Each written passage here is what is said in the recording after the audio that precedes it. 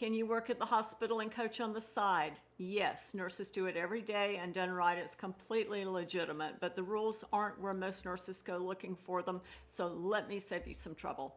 Here's the sentence that I want you to keep. Your employer owns your job description, your board owns your license. Those are two different documents, they run on two different sets of rules. So let's take them one at a time.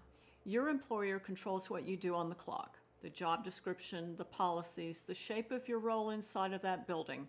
Many hospitals also have policies about outside work. Sometimes they file them under moonlighting or conflict of interest.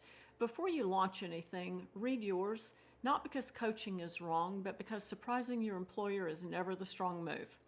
That part is housekeeping. Now here's the part that actually matters. Your board is different. Your board doesn't care whether you're on the clock. Your nursing license doesn't turn off when your shift ends. It doesn't turn off on weekends, and it doesn't turn off because your website says coach instead of nurse. If you hold an active license, you are held to it everywhere, all the time, in your coaching sessions, in your captions, in that DM that you answer at 9 p.m. at night. And that's the piece that catches good nurses. They think that the coaching business lives in a separate world. It doesn't.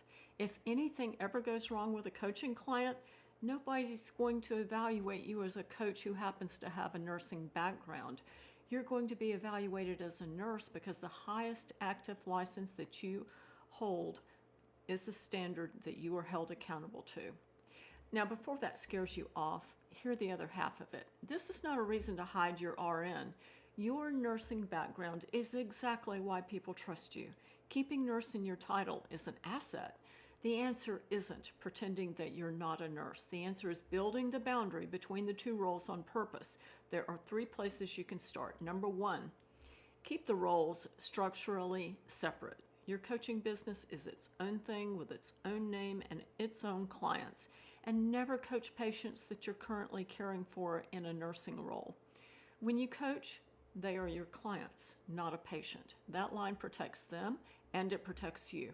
Number 2, watch your claims, not your knowledge. Your clinical understanding comes with you into coaching, and it should. It's what makes your education deep. What doesn't come with you is any clinical claim. The coaching chair is not where diagnosis, treat, or the promise of any outcome lives. The knowledge travels, the claim doesn't. And here's the part that should actually free you. That claim was never yours to pack. At the bedside, the diagnosis and the treatment plan belong to the provider. Your work was carrying that plan out safely. So your language doesn't have to change from the hospital to the coaching chair. It was already scope safe. You've been speaking it for years. Number 3, read that outside work policy before you build and not after.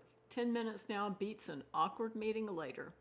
Working at the hospital and coaching on the side isn't a loophole, and it isn't something that you have to white knuckle. It's 2 roles, 2 documents, 1 license underneath them both. Build the boundary in from the start and both roles get safer. If you want the fastest gut check on the coaching side, my free 3-question scope check is linked in the description. 3 questions, it's about 2 minutes. Run any sentence through it before anything goes out. It's built in, not checked after, and I'll see you in the next one.